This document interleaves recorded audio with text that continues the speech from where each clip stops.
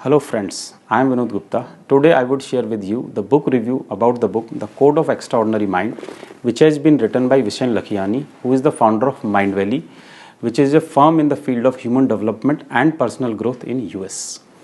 Now coming to the basic premise of the book. Friends, as we know that all of us operate in a system of cultural conditioning, upbringings, beliefs, rituals, shared mythologies and the atmosphere we are living in. And all these things create a code in our mind, and through this code we communicate as well as survive in the social structure. For example, how we interact and perform at the workplace, how we do the worship, how we enjoy the festivals, how we live in a family, how we earn and spend the money. So normally there are very few people who are able to either understand or decode this code. And if we are able to decode this code, then definitely we can program our life in a much better way so that we can have better experiences as well as we can enhance the quality of life. Otherwise, most of the people run their life in the autopilot mode. Now coming to the point that how this book was conceptualized. So in the initial years of the career, the author was having a fluctuating career graph. His life turned from an event wherein he was having a get-together with Richard Branson on his islands. So he got the idea to write this book at that party only.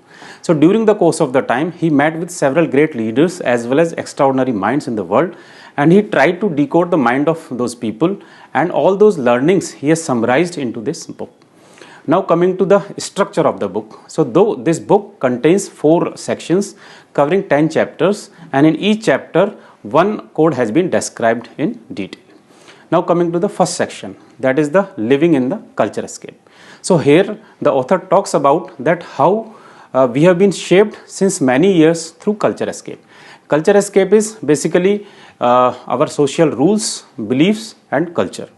So normally we people feel that we are having a very normal life and we keep on carrying that for years blindly. However, since so many years, these social rules have not been updated. So if we want to have a very normal or routine life, then this approach is okay. However, if we want to eliminate the boredom from our life, then we should challenge this culture escape. So what extraordinary people trying to do is, they selectively choose their own rules or sometimes make their own rules so that they can bring newness and innovation in their life. For example, Elon Musk, who has tried to challenge these social norms by giving the concept like spacecraft, hyperloop and driverless cars. Now coming to the second section of the book, that is the awakening, that is the power to choose our own version of world through consciousness engineering. So consciousness engineering is updating the human operating system. Friends, in our daily lives, when our computer systems as well as mobile phones are not working to their full efficiency, then we try to update its hardware and software. But in our personal lives, we hardly do so. However, it is very important. So if we want to have the fastest learning curve or we want to reach to our fullest potential, then we should try to update our operating system. So there are two parts of it. One is hardware and second is software. So hardware is our belief system. So we should try to update or we should try to swap our old beliefs with the new beliefs. Extraordinary people try to follow the approach of consciousness engineering by upgrading their belief system, and the same can be done through various practices. For example, meditation, mindfulness practices and inspirational reading. Then the second part of the operating system is our software, that is our habits. So through these habits we turn our beliefs into action. For example, our belief is that social serving is important in the life. So we start developing the habit of donating to the people or supporting the people. In the similar way, we can take the example that in our daily life, when we get up in the morning, so we refresh our body, we take bath, we clean our mouth. But normally we do not clean our minds. So many of the times we get up with the ill feelings, with stress, anxiety and bad mood. And we considered that this is our basic part of our life. But actually it is not. So we should try to clean our minds also on daily basis. So extraordinary people try to update their habits on continuous basis for a happy and energized life. Then friends, the third chapter is the awakening. That is transforming our inner world. So at this stage, we are ready to transform our inner world, and for this, the author has redefined the two biggest pillars of success, that is happiness and attainment of goals. So in this section, he has given a 4-stage model for defining happiness and attainment of goals. So and the last stage in this model is a bending of the reality, which means that we should not tie our happiness with our goals.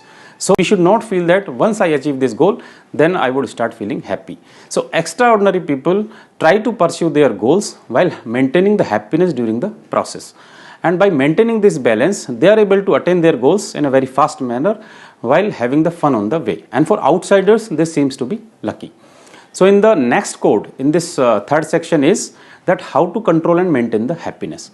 Although there are different kind of happinesses, however, the happiness through meaning and sense of purpose is the most important one. For example, raising the kids is a very troublesome experience, but we feel a bigger sense of purpose in it, so we enjoy the entire process. And apart from it, the happiness can be enhanced through various practices. For example, power of gratitude, practice of giving, as well as forgiveness. Then the next code in the third section is how to fix the vision for the future. So here the concept of end goals as well as means goals have been given. So means goals are like I want to reach to this particular position, or I want to achieve this level of profit or revenue or whatever. So it is not necessary that always we are going to get happiness at the end of achieving of the means goals.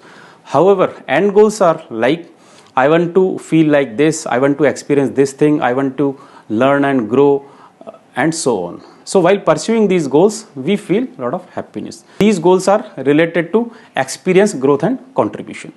So friends, now coming to the last section, that is being extraordinary, that is changing the world. So at this stage, the extraordinary people are ready to put the dent on the universe. To attain this stage, there are further 2 codes. The first code is be unfuckwithable, which means being fear proof. So these people are truly at peace with themselves as well as the atmosphere around them. So these people are living life fearlessly, and they are immune to any kind of criticism as well as praise, and they are fueled by their inner happiness as well as joy. So once you attain this stage, then all your small problems become meaningless for you. Then the second and the last code in the section 4 is embracing your quest. So these people are motivated by their quest or calling, that is a desire or a drive to create a positive change in the world.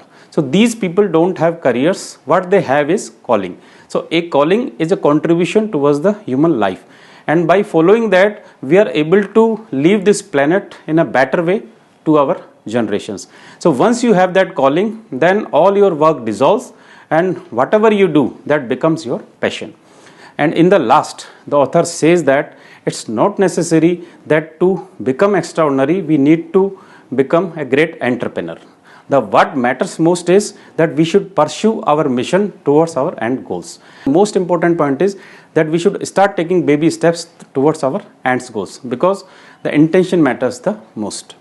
And finally, in the conclusion, the author has also described a meditation technique, that is a 6-phase meditation. He has tried to explain the nuances of meditation with respect to current generation's viewpoint.